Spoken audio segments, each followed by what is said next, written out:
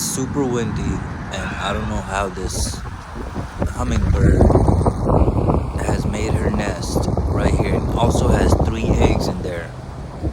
I was thinking about moving it, but the nest is not even moving at all, and it's super windy.